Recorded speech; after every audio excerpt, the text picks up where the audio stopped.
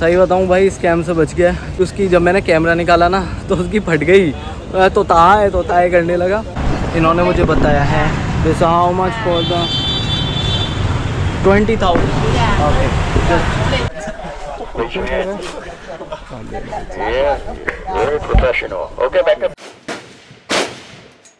हर हर महादेव दोस्तों, स्वागत है आपका एक और नए व्लॉग में। और वो जो दूर एक फ़्लाइट खड़ी है ना, हाँ वही, आज मैं उसमें जा रहा हूँ एक दूर देश वियतनाम के लिए। मेरी पहली इंटरनेशनल ट्रिप। दिल में एक्साइटमेंट है और थोड़ा सा डर भी, लेकिन सबसे ज़्यादा एक नई दुनिया को देखने का जुनून। तो चलो मेरे साथ एक नए सफ़र की शुरुआत करते हैं। तो मुझे लगा था कि मैं 7 बजे घर से निकला हूँ कि बहुत जल्दी पहुँच जाऊँगा, बट इतना जल्दी नहीं पहुँचा भाई। टाइम पर ही पहुँच पाया हूँ, क्योंकि इमिग्रेशन बोर्डिंग पास लेने में बहुत टाइम लग गया था। और अभी 1 घंटा है मेरी फ़्लाइट में। तो भाई सारी फॉर्मेलिटी कंप्लीट हो गई हैं और अब हम निकल रहे हैं प्लेन की तरफ।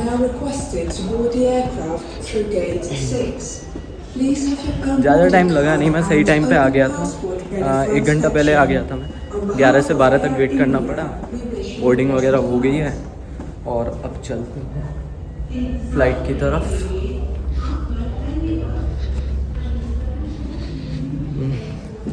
भाई बहुत ज़्यादा एक्साइटमेंट है, पहली बार ट्रैवल कर रहा हूँ मैं।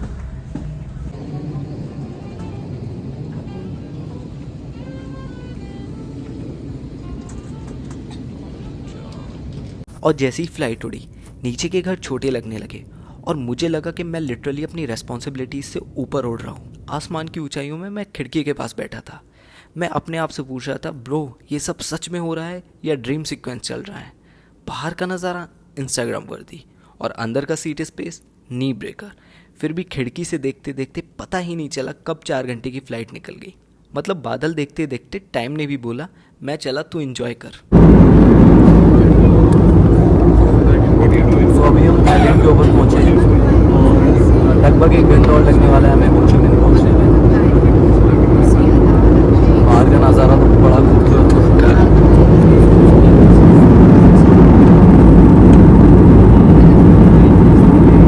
और बस ये लो भाई, हम पहुंच गए हो ची मिन्ह सिटी। नीचे चमकती हुई लाइट दिख रही है, जैसे पूरा शहर कह रहा हो स्वागत है आपका। चलो भाई, अब वियतनाम हम ऑफिशियली लैंड करने वाले हैं। अब देखते हैं पासपोर्ट पे स्टैम्प मिलती है या सस्पिशियस लुक। भाई इमिग्रेशन कंप्लीट हो गया, वियतनाम में मैं एंटर कर चुका हूँ हो ची मिन्ह में। और कुछ नहीं पूछा, बस पासपोर्ट लिया, वीज़ा दिखाया और बस एंटर। अब बेल्ट फोर्ड से बैग उठाना है, तो चलो चलते हैं। सो भाई हेलो एवरीवन, मैं पहुंच चुका हूँ इस वक्त वियतनाम में। और भाई लखपति करोड़पति बन गए, मान लो 25 लाख रुपए हैं मेरे हाथ में भी वियतनामी। और अभी मैं देख रहा हूँ यहाँ से ग्रैब करने वाला हूँ, मैं ग्रैब से जाने वाला हूँ मैं अपने हॉस्टल पे। तो डॉलर मेरे को सही प्राइस में मिल गए, मतलब $3 का थोड़ा नुकसान हुआ है, मतलब $3 कम मिले हैं, बाकी सही में मिल गया मेरे को। तो अब देखते हैं कहीं ग्रैब पकड़ते हैं। तो भाई यार ग्रैब तो पता नहीं चला नहीं, पर एक बंदा आया मेरे पास, ये बोला ये ग्रैब से है। इसने ग्रैब चला के दिखा दिया प्राइस कितना आ रहा है। तो 327 रुपये इंडियन के हिसाब से और 1 लाख रुपए आपका वियतनाम डोंग, यहाँ से मेरे हॉस्टल तक का। हेलो ब्रो से हाय, ये से हाय। अब इस पॉइंट पे देखोगे कि थोड़ा अजीब सा बिहेव कर रहा है, कैमरे से बचने की कोशिश कर रहा है। और जब मैं रिकॉर्ड कर रहा था तो मुझसे बहस करने लगा।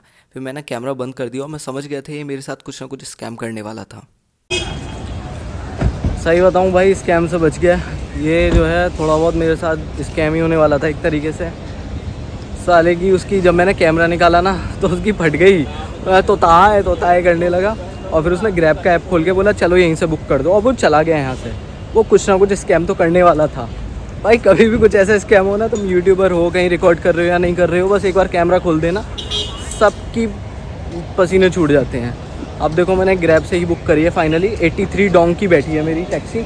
और अब देखते हैं कितनी देर में आने वाला है। बच गया हूँ भाई स्कैम से सच में। वो एकदम लाल पीला हो गया, छोड़ के भाग गया मेरे को। पहले तो गाड़ी में बिठाने वाला था, जैसे ही मैंने कैमरा उसकी तरफ करा ना, तोता है, बस हो गया उसका तोता है। खैर उसके बाद मैं ग्रैब ऐप से टैक्सी बुक कर लेता हूँ अपने हॉस्टल तक के लिए। और बस यही बोलूँगा, इमिग्रेशन में टाइम ज़्यादा लगा नहीं, 5 minute max to max. Line में खड़ा होना पड़ा। उसके बाद लाइन में 10 मिनट लगे, 5 मिनट इमिग्रेशन में लगे, कुछ भी नहीं पूछा कि कहाँ से आ रहे हो, कहाँ जा रहे हो, कितने दिन के लिए रुकोगे। वहाँ इंडिया में तो भी पूछा था। और बस यही है, अभी पहुँचते हैं हॉस्टल और देखते हैं हॉस्टल कैसा है।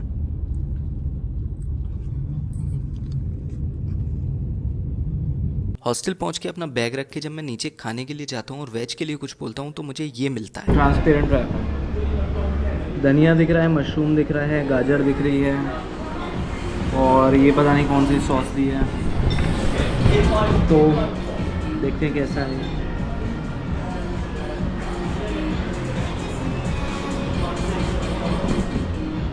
और जब मैंने इसकी पहली बाइट ली तो दिमाग में बस एक ही बात चल रही थी कि खाने को लेकर वियतनाम में मेरे को बहुत स्ट्रगल करना पड़ेगा। यार अब मैं सो जाता हूँ। खाने में वो तो बिल्कुल मेरे को पसंद नहीं आया, जो था मेरा खाया ही नहीं गया। तो अब मेरी मम्मी ने जो है थोड़ा काजू रखे थे भून के, तो मैं सोच रहा हूँ काजू ही खा लूँ। बाकी अब कल सुबह देखूँगा कुछ खाने का।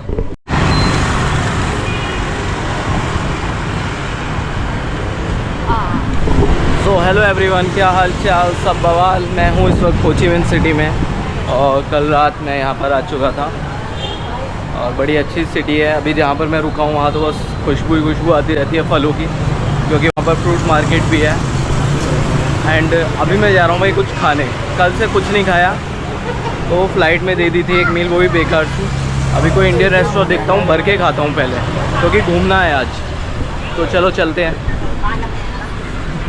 होचिमिन की सड़कों पे घूमता घूमता जब मैं एक जगह पहुंचता हूं तो वहां पर बहुत सारे टूरिस्ट फोटो खिंचा रहे थे। नजर उठा के देखता हूं तो वहां बड़ा बड़ा लिखा हुआ था बैन थन। मतलब ये वही मार्केट है जो होचिमिन का बड़ा ही फेमस और बहुत बड़ा मार्केट है। हाँ भाई, वही जो हर एक ट्रैवल इन्फ्लुएंसर के फीड पर दिखाई देता है, सबसे बड़ा, सबसे फेमस। मतलब अगर ये मार्केट विजिट नहीं किया तो ट्रिप का प्रूफ ही नहीं है। तो मैं भी चला जाता हूँ इस मार्केट के अंदर ये साबित करने के लिए कि भाई मैं भी वियतनाम गया था।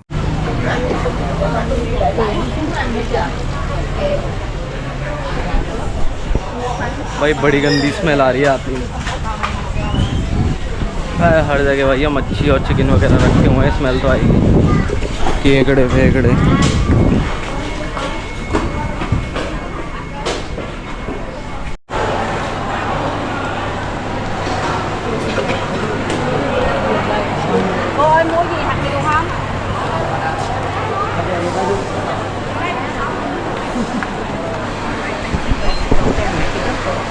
ये यहाँ का बड़ा फेमस मार्केट है, पर अपन लोगों के लिए खाने पीने के लिए कुछ नहीं है।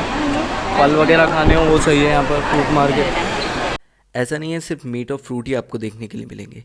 थोड़ा आगे जाओगे तो shoppers paradise, bags, purse, wallet, T shirt, सब बाजार स्पेशल का टैग लगाकर चीख चीख के बोल रहे हैं भाई $1 में डिजाइनर लुक। बस एक चीज याद रखना, चीपर आइटम्स का मतलब हाई क्वालिटी नहीं होता।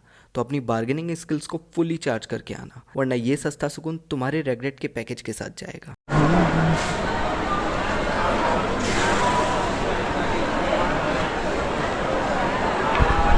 इसे मान लो दिल्ली का पालिका बाजार, और कुछ ना है। No no no thank you. बड़ा कंजेस्टेड सा मार्केट है। See you later.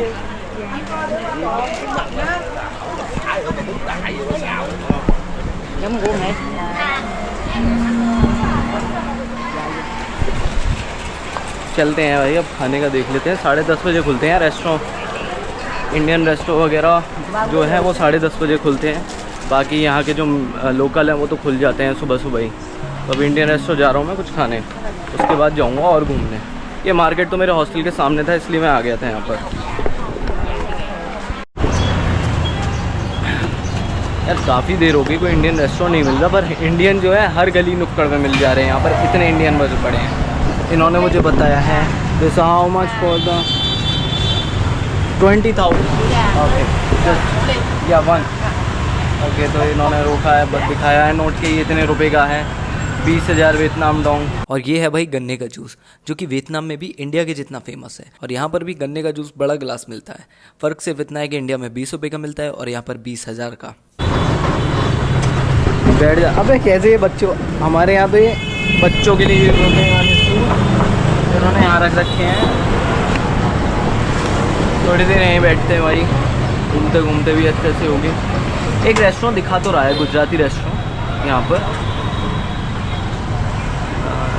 पर यार यहाँ लोकेशन का बड़ा झंझट है, यहाँ की समझ नहीं आ रही।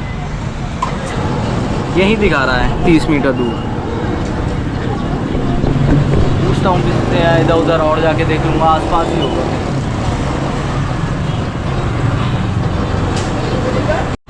अबे समझाने में बड़ी या भाई पूरा तो बर्फ़ भर दी इन्होंने, फिर मैंने बर्फ़ थोड़ी सी निकलवाई है और ये दिया है इन्होंने। There is a cab, Vietnamese cab. No, give me there. I'm asking your cab, Vietnamese cab.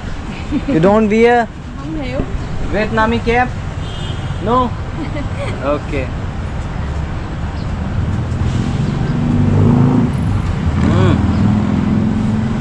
भाई ग्लास भी बहुत बड़ा है भाई।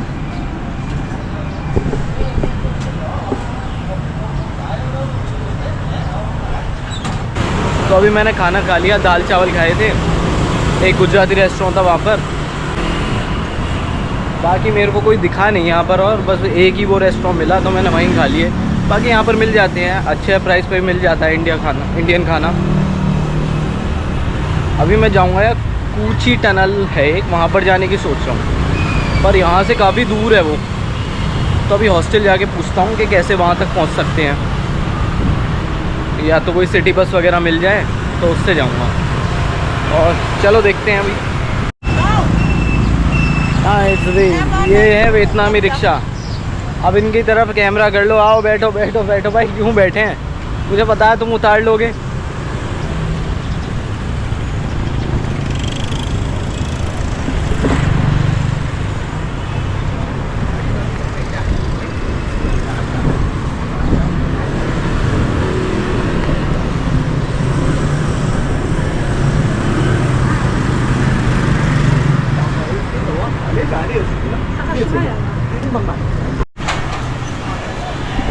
तो अब मैं निकल गया हूँ कूची टनल के लिए।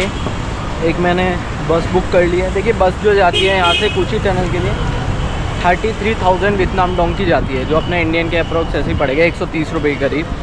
तो अभी उसी में जा रहे हैं हम। पर ये मेरा पैकेज है तो मेरे को 1000 रुपये में पड़ा है, जाना आना और वहाँ का टिकट वगैरह सबका, और स्नैक्स एंड पानी वगैरह सब इंक्लूड है।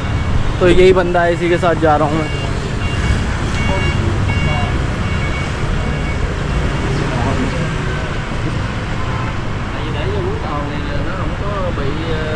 और कितने जरा से केले हैं ये तो।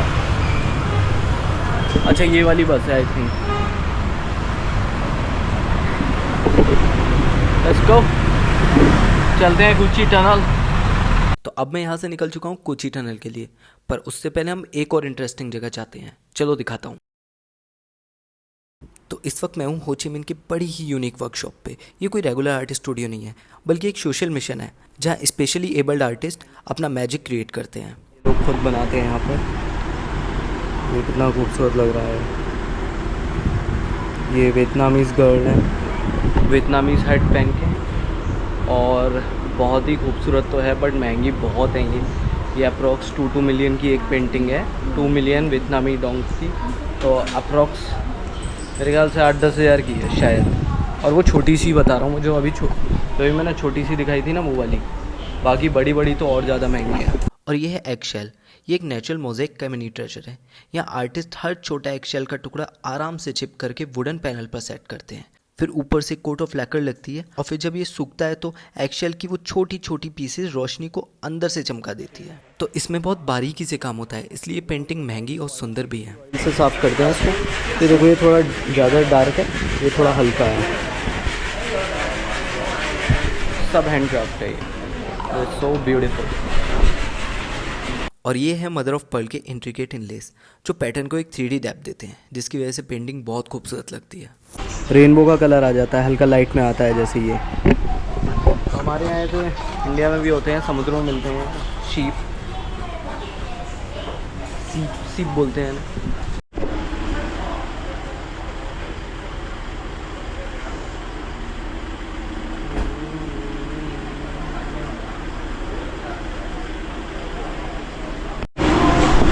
शॉप के अंदर बहुत बड़ी है, बाहर जो ये जहाँ पर वर्क करते हैं सिर्फ यहीं की वीडियो अलाउ है। अंदर आप शॉप पे जाके देखोगे ना, बड़ी खूबसूरत पेंटिंग्स है, ख़रीदने का मन करेगा। बट भाई 2-2 मिलियन वियतनाम डोंग्स, मतलब समझ रहे हो 10-10 हज़ार की छोटी छोटी पेंटिंग। बाकी है आर्ट बहुत अच्छा है, ये बहुत ही अच्छा है। ये देखिए सामने भी लगा हुआ है। ये सब हाथों से ही बनाते हैं ये लोग, और फिर उस चीज़ की कीमत अपने आप ही बढ़ जाती है जो चीज़ ये हाथों से बनाए। और आर्ट वर्क देखने के बाद अब मैं निकल चुका हूँ कोची टनल के लिए। सो भाई इस वक्त मैं आ गया हूँ कोची टनल पे। और कोची टनल बेसिकली जो है 1955 से 1975 तक जो वॉर चला था ना नॉर्थ वियतनाम और साउथ वियतनाम के बीच, तो उस टाइम जो है नॉर्थ वियतनाम को जो सपोर्ट कर रहे थे वो सोवियत यूनियन और चाइना सपोर्ट कर रहे थे, और साउथ वियतनाम को जो है यूएसए सपोर्ट कर रहा था। तो 1960 में बनाई गई थी ये जो है, और मेरे ख्याल से 250 किलोमीटर अराउंड की ये टनल है। इसी में ही लोग वहाँ रहते थे, खाते थे, पीते थे, जो है स्ट्रेटेजी बनाते थे लड़ने की। तो चलिए देखते हैं अभी कोची टनल में क्या क्या है देखने के लिए। तो जब आप कोची टनल के एंट्रेंस पर पहुंचते हैं तो सबसे पहले जो आपको चीज़ मिलेगी वो है वेपन डिस्प्ले एरिया। ये जगह वियतनाम वॉर के दौरान यूज़ किए गए टाइप्स ऑफ वेपन्स का कलेक्शन है। यहाँ पर आप देख सकते हैं different type of guns, grenade, missile और बॉम्ब्स। ये सब वेपन जो है गुरिल्ला वॉरफेयर के पार्ट थे जो वियतनामीज फाइटर्स ने अपने सर्वाइवल और टैक्टिक्स के लिए यूज़ किए थे। एंड ये वेपन सिर्फ फाइट का हिस्सा नहीं थे बल्कि सर्वाइवल के लिए भी ज़रूरी थे, और ये बताते हैं कि किस तरीके से लिमिटेड रिसोर्सेज के साथ वियतनामी सोल्जर ने अपनी स्ट्रेटेजी बनाई थी।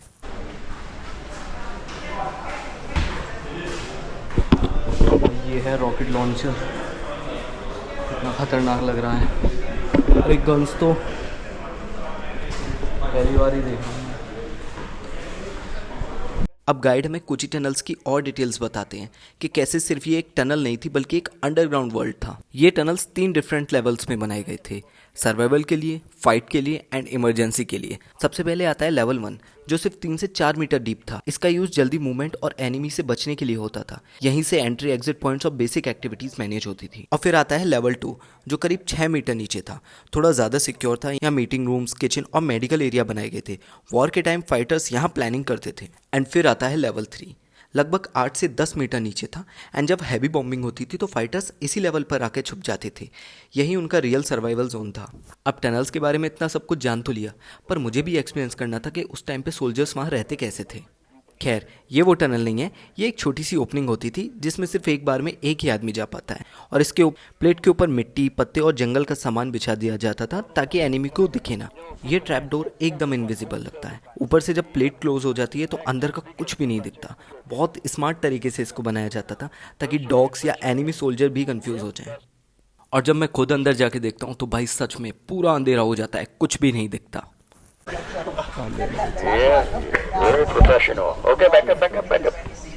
और अंदर जाके बाहर निकलना तो भाई बहुत ही ज़्यादा डिफिकल्ट टास्क है। जब आप खुद करोगे तो पता लगेगा।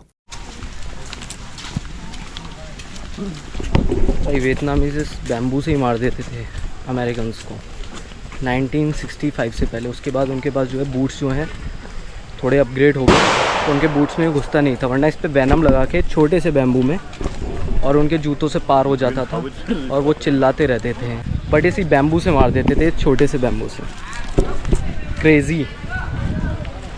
और जब आप कोची टनल में घूम रहे होते हो तो आपको वहाँ पर AK-47 चलाने का भी मौका मिलता है। चलो दिखाता हूँ। ये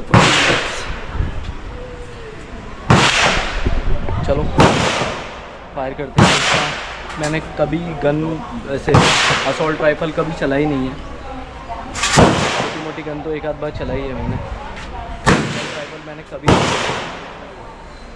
नहीं चला के देखा।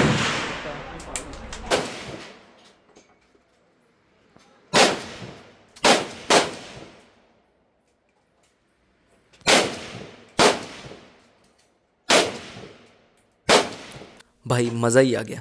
पहली बार हाथ में AK-47 ली है और फीलिंग ऐसी आ रही है जैसे पूरा बैटल फील्ड जीतने के लिए निकला हूँ। गोली चली, धमाका हुआ और मैं सोच रहा हूँ भाई क्या एक्शन हीरो बन गया हूँ मैं। टारगेट का तो पता नहीं, पर हाँ ईगो मेरा 10 गुना ज़्यादा बूस्ट हो गया है। ओ भाई मज़ा, पहली बार AK-47 चलाई। अभी नहीं उतार रहा है ना, फायर हो रहा है ना कंटिन्यूस। मज़ा आ गया भाई। 2000 रुपये में 10 बुलेट्स कसम। पहली बार AK-47 चलाई है। BGMI में बहुत चला लिया, आज पहली बार रियलिटी में भी चला दी। अब फायरिंग का एक्शन तो हो गया, अब चलते हैं असली बैटल फील्ड के अंदर। मैं जा रहा हूँ कोची टनल के अंदर, वही जगह जहाँ सोल्जर्स दिन रात रहते थे। और भाई जैसे ही अंदर घुसा ऐसा फील हुआ जैसे टाइम मशीन से सीधा 1960s के वॉर में चला गया हूँ। बाहर से देख के सोचा था चलो मज़े से टनल एक्सप्लोर करेंगे, लेकिन जैसे ही अंदर घुसा इतनी गर्मी कि अंदर जाने से पहले ही मन कर रहा था बाहर भाग जाऊं। और जब बैठ बैठ के टनल में आगे बढ़ रहा था तब समझ आया कि यहाँ रहना, दिन रात गुजारना भाई कोई मजाक नहीं था। सच बोलूँ तो रेस्पेक्ट डबल हो गई है उन सोल्जर्स के लिए जो यहाँ ज़िंदगी और मौत के बीच दिन रात रहते थे। भाई जरा सी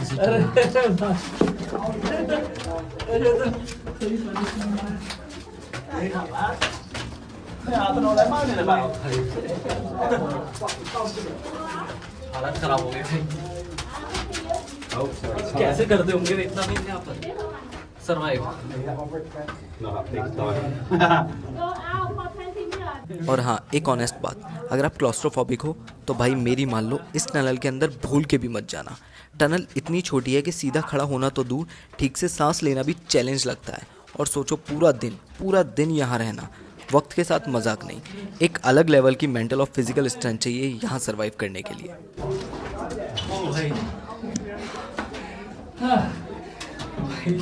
खतरनाक था। अगर आप ज्यादा चलना चाहते भाई जरा सी टनल एक्सपीरियंस किया, वो लोग कैसे रहते होंगे यार छोटी सी टनल में। और ये तो लेवल 1 है, लेवल 2 और लेवल 3 अभी गवर्नमेंट ने बंद की हुई है। C5 के बाद जो है लेवल 2 लेवल 3 जो है वो बंद कर दिए गए थे, और लेवल 1 ही है ये जिसमें से अभी निकल के आया हूँ। सोचो लेवल 2 लेवल 3 कैसा होता होगा।